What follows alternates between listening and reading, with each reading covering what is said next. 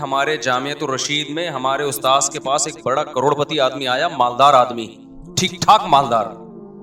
مالداروں کے بڑے مسائل ہو گئے ہیں آج کل, پتہ ہے آپ کو. مالداروں کے گھروں میں ایسے ایسے مسائل چل رہے ہیں کہ آپ کی سوچ. کیوں؟ ساری زندگی دولت کے پیچھے بھاگ بھاگ کے نا, جیب میں بھی دولت ہے, دل میں بھی دولت ہے. اتنا دولت, یہ جو بھاولپور کا واقعہ ہوا, لڑکیوں نے اپنی عزت کے جنازے نکالے یہ نمبروں کے چکر میں. کیوں بھائی؟ نمبر میں ایسی کیا بات ہے کہ آپ اپنی عزت بیچ دو پروفیسر کے سامنے؟ ہمارے لیے نمبروں کی ویلیو نہیں ہے, ان لڑکیوں کے لیے بڑی ویلیو ہے, کیونکہ اس سے ان کا فیوچر وابستہ ہے. ان کو پتا ہے جب تک اچھے نمبر نہیں آئیں گے اچھی جاب نہیں ملے گی, اچھی جاب نہیں ملے گی پیسہ نہیں آئے گا, پیسہ نہیں آئے گا تو غریب رہیں گے, غریب رہیں گے تو ناکام ہو گئے. تو جب ناکامی غربت میں سمجھ لی گئی ہے تو وہ عزت بیچنے کے لیے بھی تیار ہے, ان کے لیے کوئی بڑا مسئلہ نہیں ہے. یہ وہ دوسرے کی جنسی تسکین کے لیے بھی تیار ہے, بس پکڑے نہ جائیں, پتہ نہ چلے, چھپ کے سب کچھ ہو سکتا ہے. یہ ہماری یونیورسٹیوں نے ذہن بنایا ہے لوگوں کا کہ پیسہ ہی سب کچھ ہے, خدا کا خوف, اللہ, آخرت, یہ یونیورسٹیوں کے ٹاپک ہی نہیں ہے. نہیں, یہی بات میرا خیال ہے. مجھے بہت لوگوں نے کہا بھاولپور یونیورسٹی میں ایسا ہوا, بیان دیں. میں نے کہا کیا بیان دیں؟ ایک یونیورسٹی میں ہو رہا ہو تو ہم بیان دیں نا. تو پتہ نہیں کہا کیا کیا ہو رہا ہے یونیورسٹیوں میں, تو بہت کچھ ہو رہا ہے. جب آپ نے دماغ یہ بنا دیا لڑکیوں کا کمپٹیشن, نمبر, ترقی ترقی ترقی ترقی بس, تو اس کا رزلٹ تو یہی نکلے گا. یورپ میں تو اس سے بھی آگے ہوتا ہے, آپ کیا سمجھ رہے ہو؟ ان کے لیے تو بھی چھوٹے چھوٹے مسائل ہیں, ان کے لیے تو یہ مسئلہ ہی نہیں ہے نا. اگر ان کو اس پہ, وہ تو کہتے ہیں تو ہے, یہ تو پتہ نہیں چھچوری باتیں, یہ پاکستانی لوگ اس طرح کی باتیں کر کے ڈپریشن میں جاتے ہیں. ان کے لیے تو یہ بہت چھوٹے مسائل ہیں. تو وہ تو اگر مرضی سے ہو رہا ہے وہ تو پھر سب کچھ جائز ہے ان کے یہاں. تو جب آپ نے ہر چیز, دولت کو, پیسے کو, عزت کو, شہرت کو, اور وہ نمبروں سے ہی ہو رہی ہے. ایک یونیورسٹی کے طالب علم یا طالبہ کے لیے سب سے زیادہ ویلیو کس کی ہے؟ نمبروں کی ہے. تو نمبر اس کو مل رہے ہیں تو آخرت کا کہاں سے خوف ہوگا اس کے دل میں؟ وہ تو کہیں گے ہم ناکام ہیں اگر ہمیں نمبر نہیں ملے. تو میں بتا رہا تھا, وہ کروڑپتی تاجر آئے ہمارے یہاں, استاد سے ملے, انہوں نے بتایا کہ میں اس قدر ڈپریشن میں ہوں کہ بتا نہیں سکتا. انہوں نے کہا میں نے ساری زندگی بیوی کو اچھا کھلایا, اولاد کو اچھا کھلایا, اب تنہائی میں سسکیاں لے رہا ہوں, کھانستا ہوں تو کوئی پانی کا پوچھنے والا نہیں ہے. سمجھ میں آ رہی ہے بات کہ نہیں آ رہی ہے؟ کھانستا ہوں نا, کوئی بیٹے کو یہ توفیق نہیں ملتی کہ پوچھ لے ابا پانی تو نہیں چاہیے. حالانکہ اس کے احسانات اپنی بیوی بچوں پہ ایک غریب آدمی سے کئی گنا زیادہ ہیں. لیکن بیوی کو پیسہ کھلا کھلا کے پیسے کا ہوس دل میں ڈال دی. اتنا پیسہ ملا بیوی کو کہ وہ سمجھنے لگی کہ دنیا میں سب کچھ کیا ہوتا ہے؟ پیسہ. خواہشات پوری ہو رہی ہیں نا.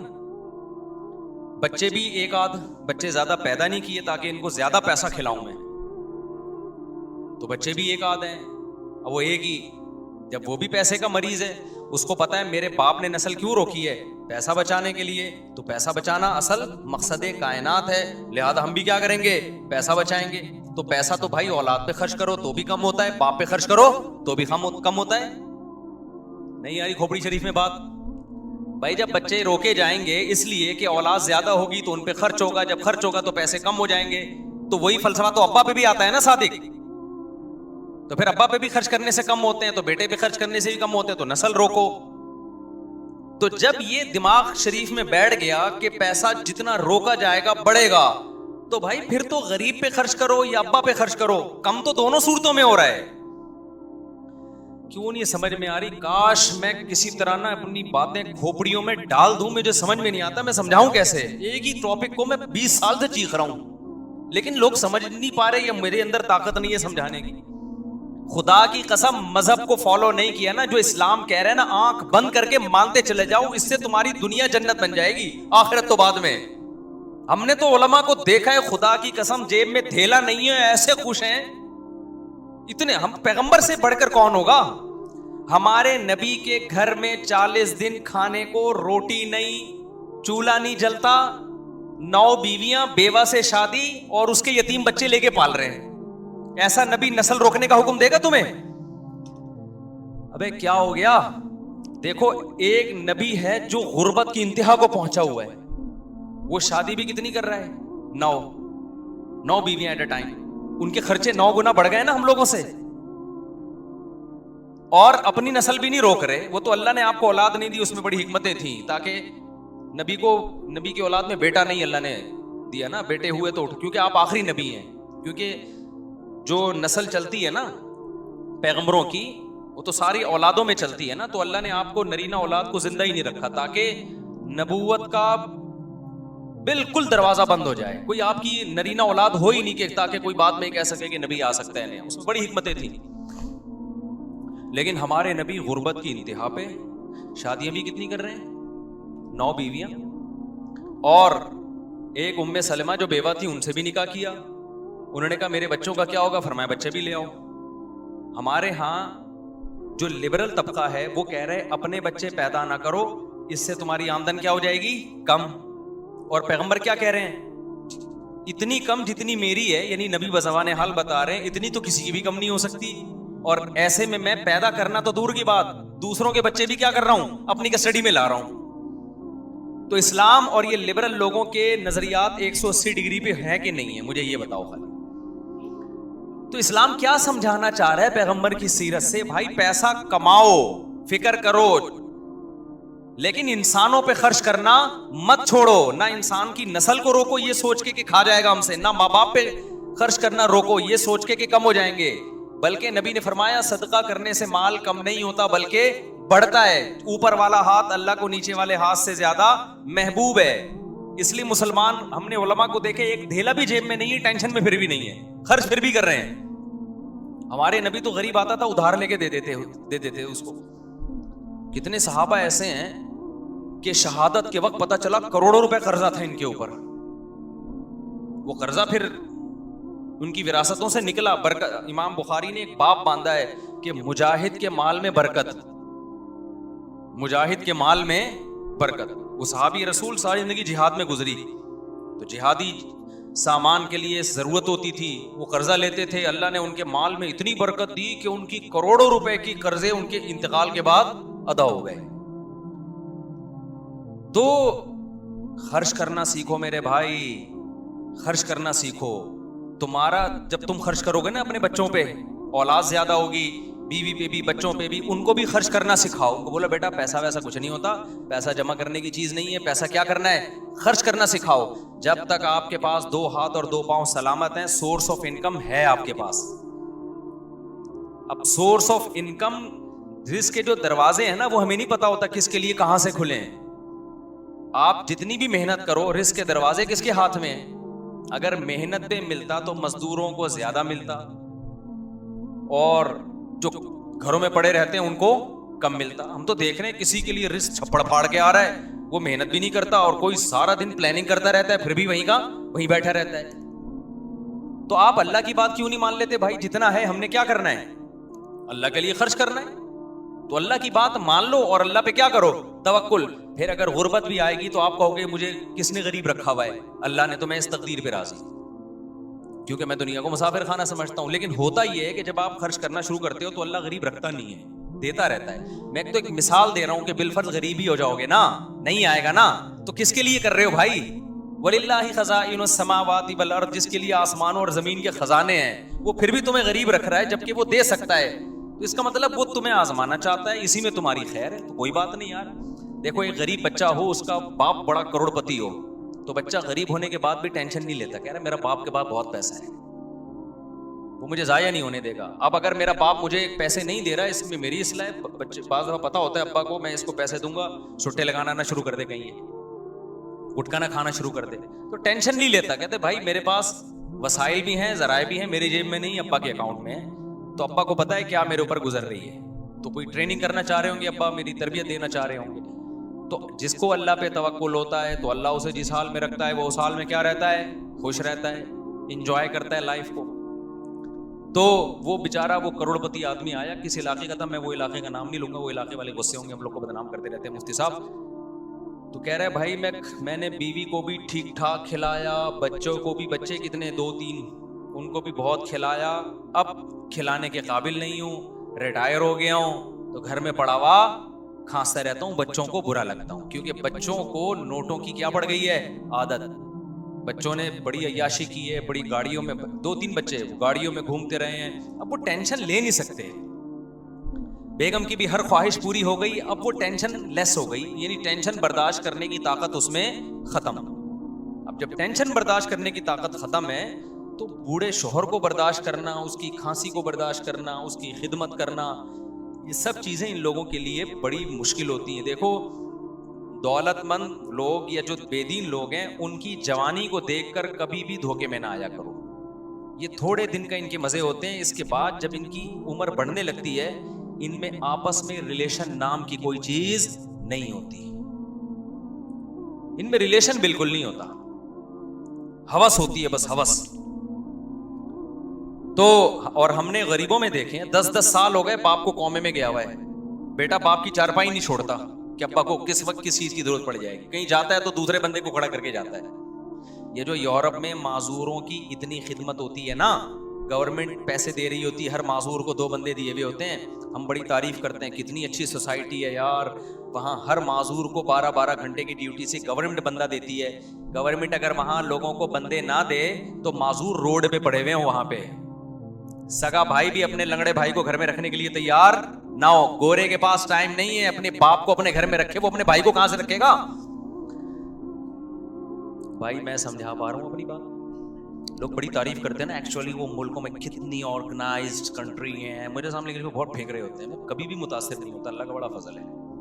میں کہتا ہوں ہم لوگ لنگڑے لولے ان سے زیادہ اچھے ہیں.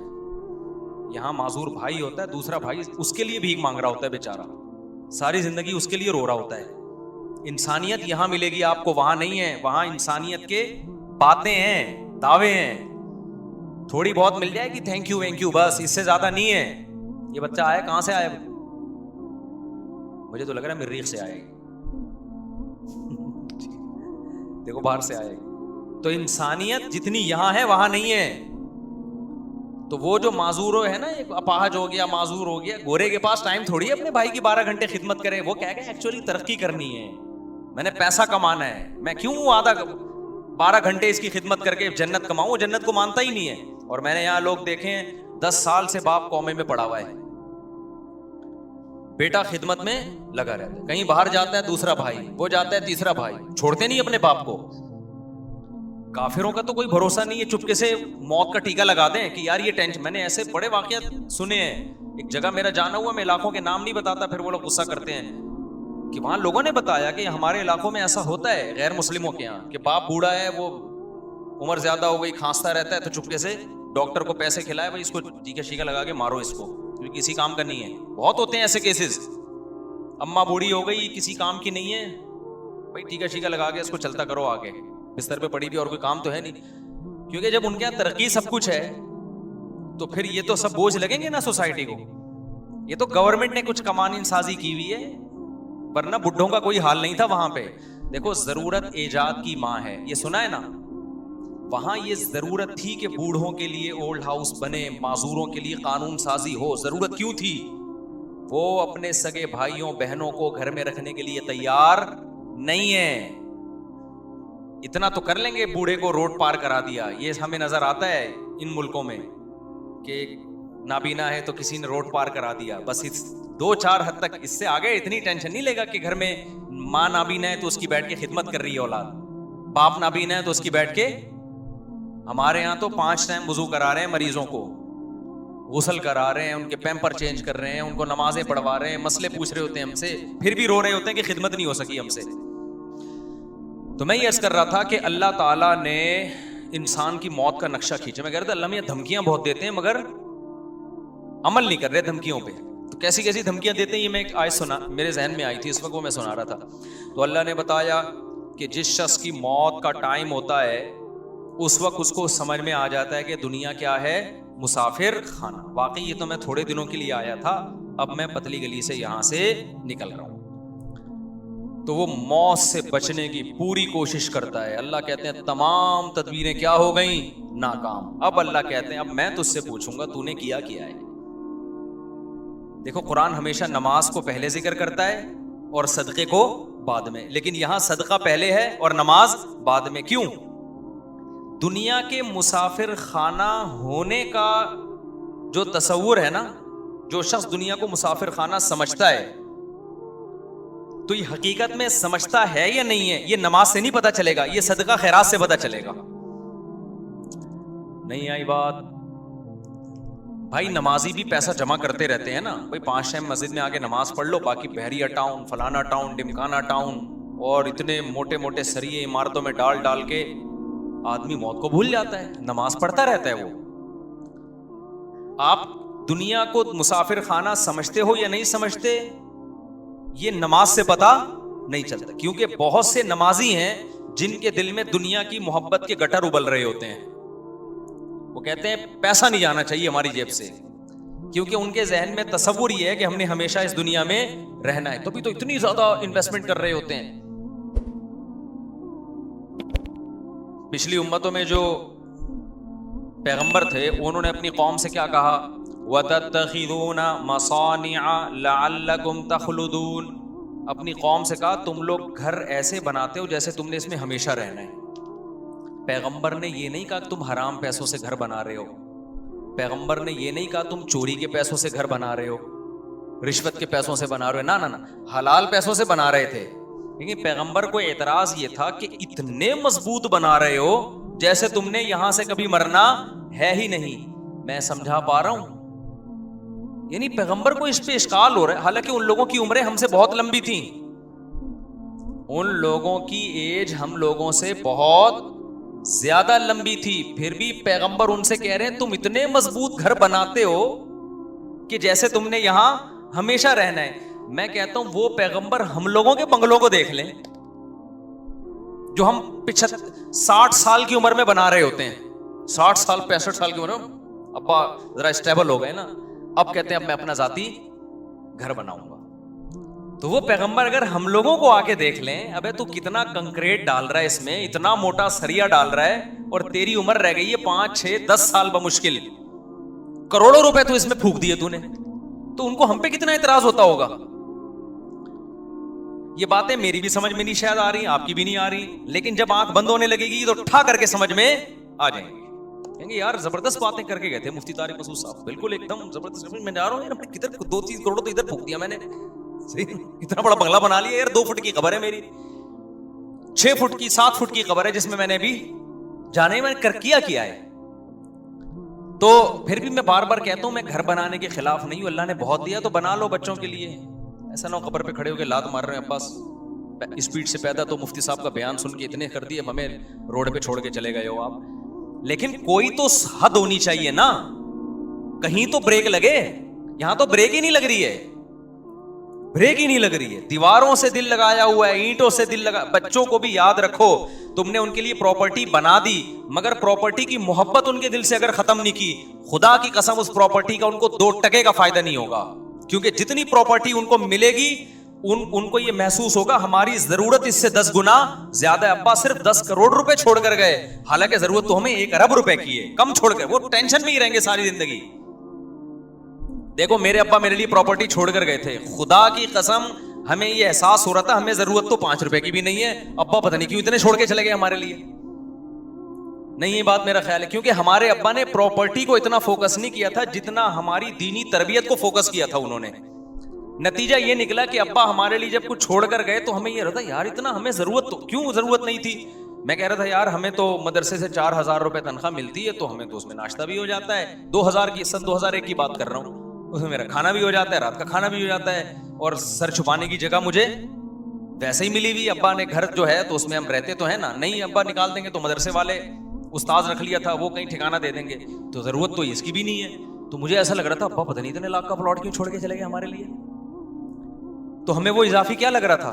ابا کا احسان لگ رہا تھا، یار اتنا احسان کر دیا. حالانکہ ہم اتنے سارے بہن بھائی ماشاءاللہ، تو اس میں برکت بھی ہو گئی. لیکن اگر آپ نے آج ماں باپ فوکس کر رہے ہیں پیسے کو کہ بچے کو کماؤ پوت بناؤ، پیسہ نوٹ چھاپے، اس کو بار بار پیسوں کی ویلیو اس کے دل میں، اور خود بھی اپنے عمل سے یہ ثابت کرتے ہیں کہ بیٹا سب کچھ پیسہ ہی ہوتا ہے. نتیجہ یہ نکلتا ہے کہ آپ 1 کروڑ 10 کروڑ بھی چھوڑ کے جاؤ گے نا، بچہ ناشکرا ہوگا کہ میرے باپ نے میرے لیے کچھ بھی نہیں کیا. کیونکہ نبی صلی اللہ علیہ وسلم نے فرمایا کہ لو کان لابن آدم وادیا من ذهب احب ان یکون له وادیان ولن یملأ فاہ الا التراب، متفق علیہ، حدیث ہے بخاری مسلم کی۔ نبی نے فرمایا اگر انسان کو سونے کی ایک وادی دے دی جائے، آپ یہ سمجھتے ہو نا کہ یار دیکھیں ہم میں سے ہر شخص یہ سمجھتا ہے اگر میں ایکچولی اتنے پیسے آ گئے نا تو میں سکون سے بیٹھ جاؤں گا، پھر میری نیڈ بس یہ دعا کریں میرے پاس اتنے آ جائیں۔ او بھائی ابھی اتنے ہیں نہیں، اس لیے تجھے لگ رہا ہے اتنے آئیں گے تو تجھے سکون آ جائے گا، اتنے میں تھوڑے دن کے لیے آئے گا، اس کے بعد تو کہے گا کہ کاش یہ تو بہت تھوڑے ہیں یار، اس مہنگائی کے دور میں 25-30 کروڑ میں کہاں گزارا ہو۔ خود سوچو یار، یہ میں سنتا ہوں لوگوں کی باتیں نا، یہ لوگ میرے ساتھ صاحب اس مہنگائی کے دور میں 30 کروڑ میں کہاں گزارا ہوتے ہیں۔ آپ کہہ رہے ہوگے کہ یار یہ 30 کروڑ میں، تو بھائی آپ غریب ہو اس لیے آپ کو لگ رہا ہے غریب ہو، مالداروں کے یہ مسائل ہیں، وہ ٹینشن میں زیادہ ہیں، وہ زیادہ ٹینشن میں ہیں۔ میں ہر طبقے سے ملتا ہوں اور ہر طبقے کے ساتھ رہا ہوں، میں صرف 2-2 منٹ کی ملاقاتیں نہیں ہوتی، میں پتہ نہیں کہاں کا جاتا ہوں، میں آپ کو کیا پتا، ہر جگہ میرے سلام دعائیں تعلقات ہیں، غریب سے غریب آدمی، امیر سے امیر آدمی بھی۔ مجھے جتنا سوسائٹیوں کو کمپیئر کرنے کا موقع اللہ نے دنیا میں دیا ہے شاید آپ کو نہیں دیا ہو، اور میں بچپن سے مجھے آبزرو کرنے کی میرے اندر حص ہے، جج کرنے کی بچپن سے حص ہے، میں ہمیشہ بچپن سے ہی دیکھتا رہتا ہوں سوسائٹی کو، یہ ہو کیا رہا ہے، اس کو آپ کچھ بھی کہہ سکتے ہیں کہ یہ بیماری کہہ سکتے ہیں، یہ کچھ بھی کہہ سکتی ہے مجھے بچپن سے، کہ جب بھی آتا ہوں میں دیکھتا ہوں یہ کیا ہے، میں گھروں میں گیا ان کے بڈھا باپ پڑا ہوا ہے، کما کما کے کھلا دیا، اب جب بڈھا ہو گیا تو نہ بچے اس کو پوچھ رہے ہیں، ایسے میں نے خود اپنی زندگی میں ابا دیکھے ہیں، نہ بیگم پوچھ رہی ہے نہ بچے پوچھ رہے ہیں، رو رہا ہے میرے سامنے آنسوؤں سے، کہہ رہا ہے یہ گھر میں نے ان کو بنا کے دیا، باہر ملک جا کے پیسہ بھیجتا رہا، یہ کھاتے رہے، بڈھا ہو کے جب ریٹائر ہو کے آیا ہوں اب میں کسی کام کا نہیں ہوں، اب میں کوئی آرڈر دیتا ہوں نا تھوڑی اونچی آواز میں بات کر لوں تو ان کے ماتھے پہ لکیریں آ جاتی ہیں، ان کے ماتھے پہ لکیریں آ جاتی ہیں کہ ہم سے بات کیوں تمیز سے نہیں کر رہے والد صاحب،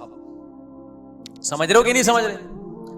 تو یہ تو اللہ نے ہمیں مدرسوں میں بھیج دیا تو بھائی ہم تھوڑے بہت ٹوٹے پھوٹے کچھ انسان کے بچے بنے نہیں بنے، لیکن اتنا پتا چل گیا کہ انسان کے بچے کی ڈیفینیشن کیا ہے، ٹھیک ہے، ہمارے یہاں تو پبلک کو یہی نہیں پتا انسان کا بچہ کہتے کس کو ہے۔ تو اللہ میاں نے کیا کہا، اللہ کہتے ہیں اب تو مر رہا ہے، سورہ قیامہ میں نا اللہ کہتے ہیں اب تو کیا ہو رہا ہے، مر رہا ہے، اب تجھے پتہ چل گیا کہ مسافر خانہ تھا یا نہیں تھا، اللہ کہتے ہیں لیکن اب نہیں چھوڑوں گا، فلا صدقہ، تو نے صدقہ نہیں کیا، آپ کہیں ہم نے تو کیا ہے، آپ نے، ہم اور آپ کے صدقے ایسے ہوتے ہیں، وائپر والا آیا تھا 5 روپے، وہ نہیں گاڑی کے شیشے پہ مار رہا ہوتا، 5 روپے اس کو دیے تھے، وہ ہمارے ایک دوست تھے بڑے مدرسے میں مزاحیہ نا، تو وہ کیا ہوا کہ ایک بڑی شخصیت کا انتقال ہو گیا، اب لوگ ان کے بارے میں تبصرہ کر رہے کہ کوئی کہہ رہا ہے نیک آدمی تھے، کوئی کہہ رہا ہے نہیں برے آدمی تھے، کوئی ایسے کوئی سیلیبریٹی تھی جس کا انتقال ہو گیا نا، تو ہمارے مدرسے میں کہا نہیں بہت نیک تھے، ایک طالب علم نے کہا بہت نیک تھے، ایک دن میں نے ان کو ٹوپی پہنے ہوئے دیکھا تھا، وہ بہت نیک تھے، ایک دن میں نے ان کو ٹوپی پہنے ہوئے دیکھا تھا۔ تو ہماری نیکی بھائی یہی ہے کہ ایک دن ہم ٹوپی پہن لیتے ہیں، ایک دن ہم نے 5 روپے کسی کو دے دیے، 10 روپے اس کو دے دیے، ٹھیک ہے، نہ ہونے سے بھی بہتر ہے، اتقوا النار ولو بشق تمرہ، حدیث میں آتا ہے آدھی کھجور صدقہ کر سکتے ہو وہ بھی کرو، لیکن اس سے یہ ثابت نہیں ہوتا کہ آپ دنیا کو کیا سمجھتے ہو، مسافر خانہ۔ مسافر خانہ ہونے کا جب پتہ چلتا ہے جب روکڑا جب آپ کی جیب سے نکلے تو تھوڑا سا دل پہ آپ کے آرے چلیں کہ یہ کیا ہو گیا یار، یہ تو سچی مچی کا اللہ پہ ایمان لے آیا میں ہے، جس کا سچی مچی کا ایمان ہوتا ہے وہی بڑا کچھ کوئی ایسا خرچ کرتا ہے جو جس کو خرچ کرنا کہتے ہیں، جو صحابہ کرتے تھے۔ قرآن کی آیت نازل ہوئی لن تنالوا البر حتى تنفقوا مما تحبون، محبوب چیز جب تک صدقہ نہیں کرو گے نیکی کی حقیقت تک نہیں پہنچ سکتے۔ صحابی آئے یا رسول اللہ میری محبوب چیز تو میرا باغ ہے جو میرا سورس آف انکم ہے، تو اللہ کہہ رہے ہیں محبوب چیز صدقہ کرو، یہ سارا میں نے صدقہ کر دیا۔ یار کتنا جگرا چاہیے، میں نہیں کہہ رہا آپ لوگ یہ کام کریں کیونکہ کل گھر میں فاقہ پڑا تو بڑی مصیبت ہو جائے گی، لیکن صحابہ اس کا مطلب بھائی وہ ایک یتیم پہ ایمان لے کر آ رہے ہیں نبی صلی اللہ علیہ وسلم پر، اور آپ نے نہ ان لوگوں نے نہ جنت دیکھی نہ جہنم دیکھی۔ دیکھو مذہب کو سب لوگ فالو کرتے ہیں، ہر شخص اپنے مسلک کو اپنے مذہب کو کسی نہ کسی، ہندو بھی فالو کرتا ہے، وہ بھی ہولی تو منا ہی لیتا ہے نا، لیکن یہ وہ فالو نہیں ہے جس میں یوں کہیں کہ اس کو مذہب کے سچے ہونے کا یقین ہے۔ عیسائی بھی اتوار کو چرچ چلے جاتے ہیں کہ نہیں جاتے؟ سکھ اپنی رسومات پوری کرنے چلے جاتے ہیں، لیکن بڑی قربانی مذہب کے لیے کوئی نہیں دیتا جب تک اس مذہب کے 100% سچا ہونے کا یقین نہ ہو. وہ صرف مسلمان دیتا ہے قربانی. سمجھ میں آ رہی ہے بات کہ نہیں آ رہی ہے؟ وہ صحابہ نے دی ہے، آج بھی لوگ دیتے ہیں. میدان جہاد میں شہید ہوتے ہیں کہ نہیں ہوتے؟ دیکھو کافر بھی لڑتا ہے، لیکن کافر قوت کی بیس پہ لڑتا ہے. کفریہ ممالک بھی حملہ کرتے ہیں نا دوسرے ملکوں پہ، ان کو بڑی پاور ہوتی ہے، بڑی طاقت ہوتی ہے، اس کے بعد لڑتے ہیں وہ. اگر ان کو یقین ہو جائے نا کہ ہماری کسی فوجی کو 100% یقین ہو جائے نا کہ اس جنگ میں لازمی مروں گا، کبھی بھی نہیں لڑے گا، وہ بھاگ جائے گا. میں پاگل ہوں، میں لڑکے میں نے ملے گا کیا؟ الاؤنس ملے گا تو کہہ رہے ہیں مجھے تھوڑی ملے گا الاؤنس. وہ تو یقین نہیں ہوتا، لڑ رہے ہوتے ہیں تو مارے بھی جاتے ہیں وہ. تبھی ہمیں جو لوگ کی جنگوں میں شریک رہے ہیں نا مختلف ملکوں کی، انہوں نے بتایا کہ جب غیر مسلم ملکوں سے لڑائی ہوتی ہے نا تو غیر مسلم جب مرتا ہے نا فوجی میدان جنگ میں، عجیب بدترین آوازوں سے چیخیں نکال رہا ہوتا ہے وہ، جیسے کوئی نحوست آ گئی اس کے اوپر. لیکن وہ کہتے ہیں ہم نے شہداء بھی دیکھے ہیں، جب وہ مرتے ہیں تو ایسے مبارک طریقے سے اور ایسے جیسے ان کی تمنا تھی. ہے بہت فرق ہے دونوں موتوں میں، بہت فرق ہے. تو ابو طلحہ انصاری نبی کے پاس آئے، عرض کیا یا رسول اللہ، اللہ کہہ رہے محبوب چیز، تو میری محبوب چیز کیا ہے؟ میرا باغ ہے. یہ وہ لوگ ہیں جو پیغمبر کے لیے میدان جنگ میں لڑ بھی رہے ہیں، بھوک پیاس بھی برداشت کر رہے ہیں، اور لا کے پورے باغ بھی پیغمبر کے قدموں میں نشاور کر رہے ہیں. لیکن آپ پیغمبر صلی اللہ علیہ وسلم کا حوصلہ دیکھیں. ہمارے نبی کہہ سکتے تھے لاؤ یہ باغ مجھے دے دو، صحابہ فوراً دیتے کہ نہیں دیتے؟ کیا خیال ہے؟ یہ ہوتی ہے لیڈر کی صفات. صحابہ کو یقین آ گیا تھا کہ لیڈر میں لالچ نہیں ہے. لیڈر جو کہہ رہا ہے نا کہ دنیا مسافر خانہ ہے، تو یہ لیڈر ہم سے زیادہ اس دنیا کو مسافر خانہ سمجھتے ہیں. سمجھتے ہو کہ نہیں سمجھتے؟ آج موٹیویشنل اسپیکروں کی تقریریں دیکھو، تقریریں آپ دیکھو گے نا ایسا لگے گا وہی کسی نے بڑا زبردست پوسٹ چلائی نا کسی موٹیویشنل اسپیکر کی کہ پیسہ ہی دنیا میں سب کچھ نہیں ہوتا، نیچے لکھا ہوا تھا یہ بات بتانے کے 1 لاکھ روپے لیتا ہے. پیسہ ہی دنیا میں. میں سارے موٹیویشنل اسپیکر کی بات نہیں کر رہا، میں کسی پہ طنز نہیں کر رہا، لیکن بہت سے خالی خلی انگریز کے پاس بھی خالی خلی دعوے ہیں. کتنے انگریز ایسے ہیں جو لوگوں کو ڈپریشن سے نکالنے کی ترغیبات دیتے تھے، خود ڈپریشن میں ہی مرے ہیں جا کے. وہ مجھے تو خود نفسیاتی ڈاکٹر، 2 ڈاکٹروں کے کیس تو میرے پاس آ چکے ہیں، نفسیاتی ڈاکٹروں کے، جو لوگوں کو ڈپریشن سے نکالتے تھے اور ڈپریشن میں ان کی موت ہوئی ہے. ایک کی تو موت نہیں ہوئی، بچے میں اللہ ان کو شفا عطا فرمائے. لوگوں کو نا ترغیب کہ ایکچولی کاؤنسلنگ یوں وہ، اور خود تھوڑی سی ٹینشن آئی تو ایسے ڈپریشن میں خود بھی بیچارے کا وہ دماغی وہ ہو گیا. تو بھائی آپ یہ خالی خلی چیزیں ہیں. جب تک اللہ پہ ایمان نہیں ہوگا، توکل نہیں ہوگا کہ جو کچھ ہے کون ہے؟ اللہ ہے. جانا کس کے پاس ہے؟ اللہ کے پاس جانا ہے. ہمیں کوئی مصیبت پہنچی وہ بھی اللہ نے پہنچائی، صبر کریں گے اجر دے گا. اصل منزل آخرت ہے. یہ تصور جب تک نہیں آئے گا، ڈپریشن کا علاج گیا خود ہی بھیج دیا کرو، ہو ہی نہیں سکتا علاج. خودکشیاں بھی ہوں گی. ابھی وہ ایک پنجاب کی کوئی ویڈیو تھی پتہ نہیں کہاں کی کہ خاتون نے غربت سے تنگ آ کے اپنے بچے کو مار دیا، خود بھی مر گئی ہے، پتہ نہیں کیا کیا. اللہ کرے خود بھی مر گئی ہو. جب بچے کو مارا ہے، قتل کیا، تو خود بھی ایسے لوگ مر جائیں تو اچھا ہوتا ہے. تو لوگ کہہ رہے ہیں یہ حکومت کو دیکھو مہنگائی پہ کنٹرول نہیں کر رہی، لوگ مر رہے ہیں. میں نے کہا حکومت کو برا بلا کہنے کا یہ موقع نہیں ہے. حکومت غلط کر رہی ہے، مہنگائی پہ کنٹرول نہیں کر رہی وغیرہ وغیرہ، لیکن کوئی خودکشی کرتا ہے نا اس موقع پہ حکومت کو برا بلا مت کہو. اس موقع پہ نہیں کہو. یہ موقع اس خودکشی کرنے والے کو برا بلا کہنے کا ہے. تم سے 2 ٹائم کی بھوک برداشت نہیں ہوئی، ذرا سی ٹینشن. آج دیکھو شہروں میں کوئی بھوک سے مرتا نہیں ہے. میں نے دیکھا ہے کتنی بھی بھوک ہو نا، آپ بھیک مانگو لوگ روٹی کھلا ہی دیتے ہیں. ہوٹل میں جاؤ 10 آدمیوں سے مانگو کہ ایک تو کھلا ہی دے گا. اتنا جلدی لوگ بھوک سے مرنے نہیں دیتے. ساری ہوس ہے، ہوس زیادہ سے زیادہ چاہیے، یہ بھی چاہیے وہ بھی چاہیے، یہ بھی چاہیے وہ بھی چاہیے. جب نہیں ملتا تو پھر کس میں آتے ہیں؟ ٹینشن میں. ہمارے یہاں کے واقعات ہیں. میں جب نیا امامت کے لیے آیا، بندے میرے پاس آئے، مفتی صاحب گھر میں یہ مسائل. میرے پاس لوگ بھیج دیتے ہیں اعتماد کر کے، بہت سارے لوگ زکوٰۃ مجھے دے دیتے ہیں اپنی کہ آپ کو کوئی مستحق ملے تو دے دینا، صدقہ خیرات وغیرہ دے دیتے ہیں. تو میرے پاس اماؤنٹ پڑی ہوئی تھی. مفتی صاحب میں یوں ٹینشن میں، یوں پریشان، مجھے لگا بیچارہ بڑی ٹینشن میں ہے.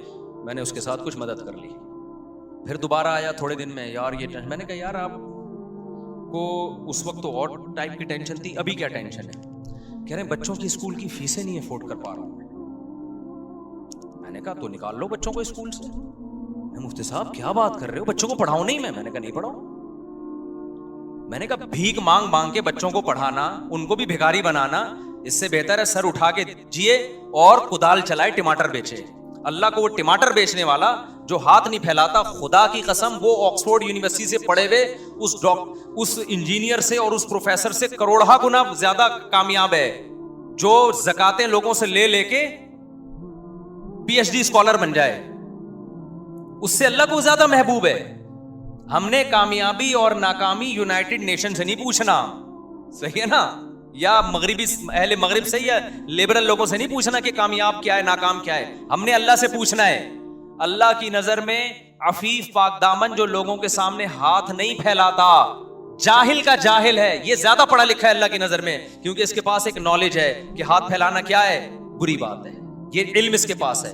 اور جس نے بھیک جمع کر کر کے پڑھ لکھ کے بڑا آدمی بن گیا, اس کے پاس ساری نالج ہے, لیکن اچھا انسان بننے کے لیے جو نالج چاہیے وہ یہ کہ لوگوں کے سامنے ہاتھ پھیلانے والا اللہ کو بالکل بھی پسند نہیں. یہ والی نالج اس کے پاس نہیں ہے. تو انسان بننے کے لیے انسانیت والی نالج زیادہ ضروری ہے بنسبت ٹیکنالوجی کی نالج سے.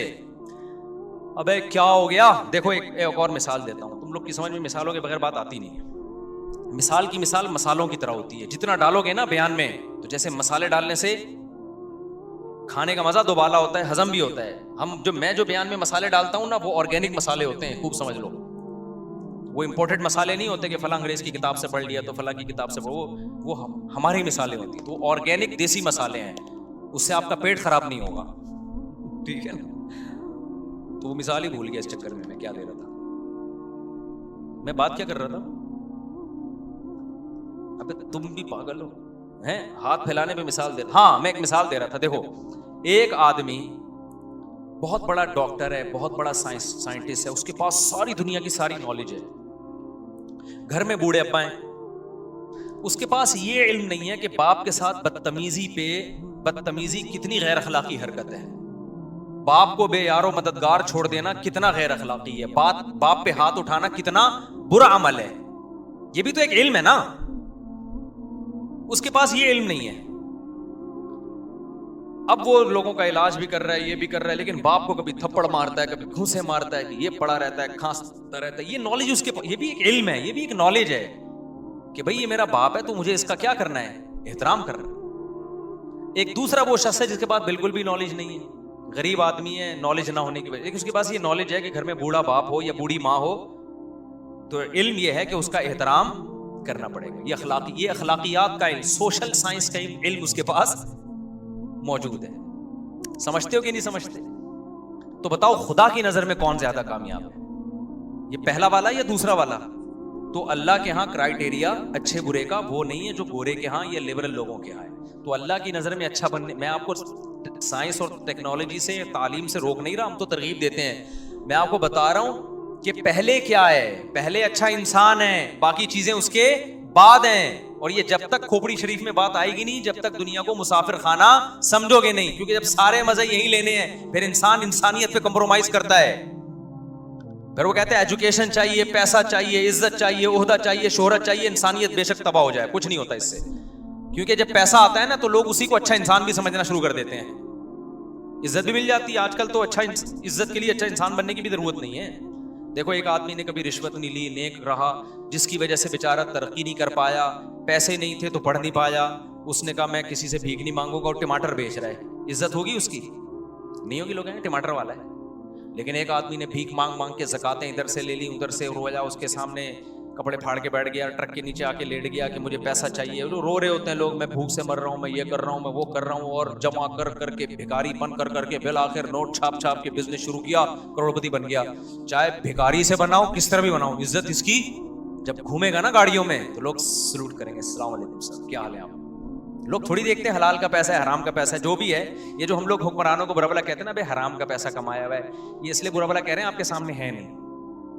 جب آپ کے سامنے آئیں گے نا, آپ بولیں گے سر میری تو آج چمتکار ہو گئی, آپ میرے گھر تشریف لے آئے. پاگل ہو رہا ہوں, حالانکہ تھوڑی دیر پہلے آپ ہو سکتے ہیں اس کو گالیاں دے رہے ہو. لیکن آپ اتنے خوش ہو گئے نا, یہ میرے گھر, میں نام نہیں لینا چاہ رہا, اچھا نہیں لگ رہا, ٹھیک ہے, منہ سے کئی دفعہ نام نکلتے واپس کرتا ہوں, تو میں اس لیے نام نہیں لیتا. بعض دفعہ میں کسی کا نام لے کے برائی کر رہا ہوتا ہوں, تھوڑے دن میں اس سے ملاقات ہو جاتی ہے میری, پھر میں شرمندہ ہو رہا ہوتا ہوں, کہے گا آپ وہی ہیں نا جو میرے بارے میں کہہ رہے تھے. میں فون کیا تھا, کلپ ہٹا یہاں سے, یہ جو ہے نا فوراً یہ والا کلپ ہٹا.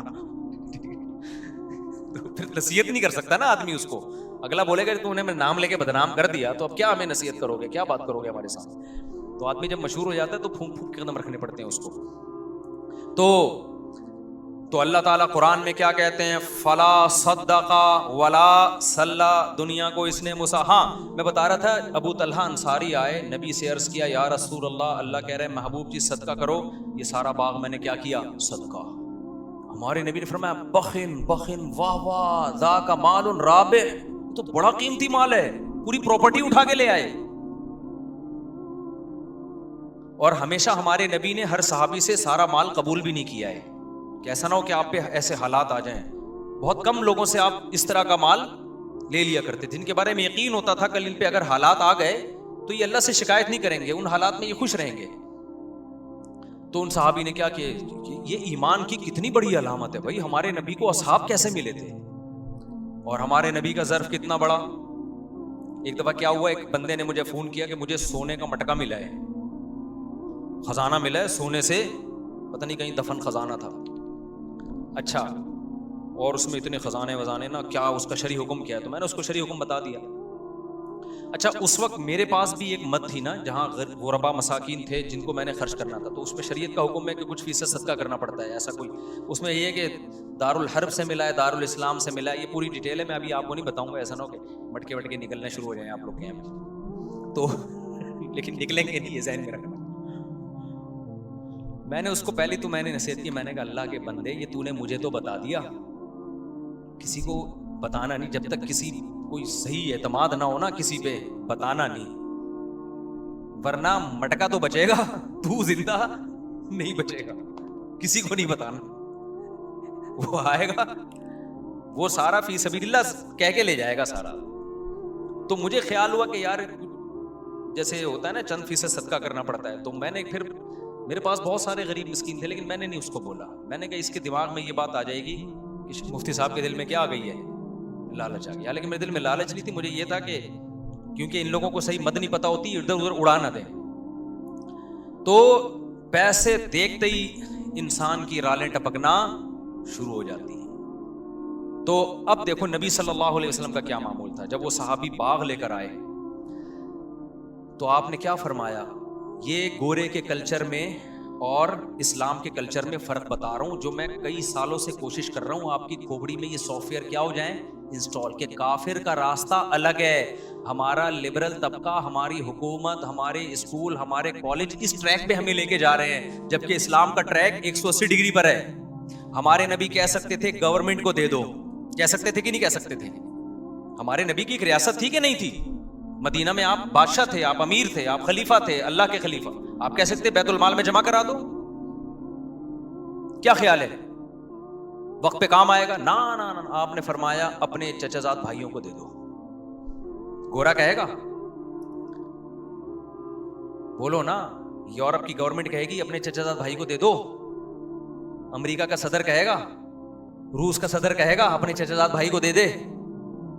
ان کے ہاں یہی کہ سب کچھ کس کا ہے, گورنمنٹ کا. اسلام کہتا ہے نہیں, اولو الارحام بعضهم اولا ببعض, سب سے زیادہ حق کس کا ہے, رشتہ داروں کا. ہمارے نبی کو پتا تھا ان کے چچا زاد بھائی بہت محتاج ہیں, اپنے چچا کے بیٹوں کو دے دو. اب مجھے آپ بتاؤ, گورنمنٹ کو دے کے بھی عوام کو فائدہ ہوتا ہے, خدا کی قسم غریب چچا زاد بھائی ہے, اس کو دے کے جو فائدہ ہوگا نا وہ آپ تصور نہیں کر سکتے. چچا زاد بھائی کا دل باغ باغ ہو گیا ہوگا کہ نہیں ہو گیا ہوگا. اس کے بعد کیا وہ چچا زاد بھائی ابو طلحہ انصاری کو کبھی بھوکا مرنے دیں گے؟ وہ جان پہ کھیل کے ان کو بچائیں گے. گورنمنٹ یہ کام نہیں کرتی ہے. جب اتنا بڑا دل انہوں نے ابو طلحہ انصاری نے اپنے چچا زاد بھائیوں کو پورا باغ دیا ہوگا, تو ان چچا زاد بھائیوں نے فری میں جب لیا ہوگا کہ یار ہماری غربت پہ اس نے اتنا خیال کیا ہمارا, تو آئندہ دیکھو ترغیب دینے سے پیسہ خرچ کرنے کا جذبہ پیدا نہیں ہوتا. جب تک خرچ کرتا ہوا دیکھو گے نہیں, جذبہ نہیں ہوتا. ہم نے اپنے بڑوں کو دیکھا ہے نا, ایسے ایسے اللہ کی راہ میں اڑاتے ہیں. تو ان کو دیکھ کے ہمارا بھی دل بڑا ہوتا ہے کہ یار ہمیں بھی چاہیے کہ ہم کیا کریں, خرچ کریں. تو ابو طلحہ انصاری کے بھائیوں نے کیا تصور کر سکتے ان کو کبھی بھوکا مرنے دیں گے؟ وہ ان کے موت کے بعد ان کی بیوہ کا بھی خیال کریں گے, ان کے بچوں کا بھی خیال کریں گے. تو اسلام کیا چاہتا ہے؟ انسانوں کا آپس میں ریلیشن مضبوط ہو. کفر چاہتا ہے انسانوں کا آپس میں ریلیشن جانوروں گدے گھوڑوں جیسا ہو. انسانوں کا گورنمنٹ سے ریلیشن مضبوط ہونا چاہیے, جبکہ گورنمنٹ کوئی چیز, کوئی دل تھوڑی ہے گورنمنٹ کے پاس, کوئی احساسات ہوتے ہیں حکومت کے پاس, کوئی جذبات ہوتے ہیں. تو گورنمنٹ سے آپ کے تعلقات اچھے ہو کے گورنمنٹ بڑھاپے میں کیا آپ سے باتیں کرے گی, آپ کو لطیفے سنائے گی, آپ کو گلے لگائے گی, آپ کے دکھ درد میں شریک ہوگی, کچھ بھی نہیں سوائے پیسہ دے دے گی آپ کو ریٹائرمنٹ پہ. جبکہ انسان کو جذبات کی ضرورت ہے, محبت والے جذبات. آپ کے لیے کسی کا دل دھڑکتا ہو, آپ کے لیے کوئی روتا ہو, یہ انسان کی نیچر ہے. انسان کو اللہ نے تنہا پیدا نہیں کیا, انسان کو انسانوں میں پیدا کیا ہے. انسان کو ریلیشن نہیں ملے گا تو وہی حال ہوگا جو اس مالدار کا ہوا, کروڑوں روپے خرچ کیے اور ہمارے استاذ کے پاس آ کے رو رہا ہے کہ میں کھانستا ہوں تو نہ میری بیوی پانی کا پوچھتی ہے, نہ میری اولاد پانی کا پوچھتی ہے, مرنے کا انتظار کر رہے ہیں. یہ میں نے جمعے میں ایک واقعہ سنایا تھا نا, ادھورا رہ گیا تھا وہ واقعہ. وہ ہمارے ایک دوست تھے, جامعۃ الرشید میں ڈرائیور ہیں وہ پہلے ڈیفنس میں کہیں چوکیدار تھے. میں نے اسے پوچھا یار آپ نے ڈیفنس میں چوکیداری کیوں چھوڑ دی؟ کہہ رہے ہیں یار ایسا واقعہ وہ ہمارا کھوپڑی گھوم, پٹھان تھا وہ, کہہ رہا ہمارا کھوپڑی گھوم گیا. میں نے کہا کیسے گھوم گیا بھائی تمہارا کھوپڑی؟ کہہ رہے ہیں یار میں جس گھر میں چوکیداری کرتا ہوں سیٹھ کا انتقال ہو گیا, اس گھر کے سیٹھ کا انتقال ہو گیا, تو ایمبولینس آئی جنازہ رات کو 2-2:30 بجے. تو ایمبولینس والا نے بولا بھائی ان کے بیٹے کو بولو کہ وہ ابا کا انتقال ہو گیا ہے. کہہ رہے انتقال ہاسپٹل میں ہوا, بچہ گیا نہیں وہاں. تو میت جب گھر آئی ہے تو کہہ رہے میں گیا, میں نے اس کے بیٹے کو جگایا, بھائی تمہارے ابا کی ڈیتھ ہو گئی ہے. کہہ رہے ہمارے گاؤں میں تو رونا دھونا کئی مہینے تک تعزیت چلتی ہے, رو رہے ہوتے ہیں, ڈپریشن میں چلے جاتے ہیں. کہہ رہے میں گیا, میں نے اس کو اٹھایا, اٹھا ہی نہیں. بولا عیدی سینٹر والوں کو بولو غسل کفن دے کے دفن کر دیں. اور یہ واقعہ بھی 20-25 سال پرانا ہے. اب تو اور ترقی کر لی ہے بھائی ڈیفنس نے, اب تو یہ چھچور پنا بھی نہیں ہے کہ عیدی وہ سارے ڈیفنس والے ایسے نہیں ہیں بھائی, بہت سے اچھے بھی ہیں جو بیان سنتے ہیں ہمارا, ان کے علاوہ کی بات کر رہا ہوں. تو کہہ رہے کہ یہ حال, کہہ رہے میں نے کہا یار یہ انسان کا بچہ ہے, یہ تو اس سے تو گدھا اچھا ہوتا ہے. باپ کی میت آئی ہوئی ہے باہر, ہم تو کئی مہینے, میرے جب والد صاحب کا انتقال ہوا 6 مہینے میں ٹینشن سے نکلا نہیں تھا. حالانکہ ہم تو اتنا سوچ کے بھائی موت تو برحق ہے, پھر بھی 6 مہینے تک مجھے ٹینشن مسلسل رہی ہے. تو وہ کہہ رہے کہ یار یہ کیسا آدمی ہے بھائی. تو کہہ رہے میں نے کہا اس جگہ کو چھوڑو, ان لوگوں کو چھوڑو, ورنہ ہم بھی, ہمارا دل بھی پتھر ہو جائے گا. یہ تو نبی صلی اللہ علیہ وسلم قوم عاد اور قوم سمود کے آثار سے گزرتے تھے نا, تو منہ چھپا لیا کرتے تھے, کپڑا ڈھانپ لیا کرتے تھے تاکہ اس عذاب کو نہ دیکھیں. بخاری کی حدیث ہے, قوم سمود کے آثار سے آپ گزرے, صحابہ نے وہاں پانی, کنووں سے پانی نکال کے آٹا گوندا, آپ نے سارا آٹا پھینکنے کا حکم دیا کہ ان کنووں سے پانی بھی نہ پیو. حالانکہ کنویں میں تو کوئی خرابی نہیں تھی نا, لیکن علماء نے حکمت لکھی ہے کہ اس سے دل سخت ہو جاتے ہیں, اس سے دل کیا ہو جاتے ہیں. پتا ہے بھائی قوم سمود تھی, اللہ کا قہر آیا اس کے اوپر, انہی کنووں سے آپ پی بھی رہے ہو اور آٹا بھی گوند رہے ہو, تو اللہ کے عذاب کا جو خوف ہے نا وہ آہستہ آہستہ کیا ہو جائے گا, کم ہو جائے گا. تو یہ حکمت تھی اس میں.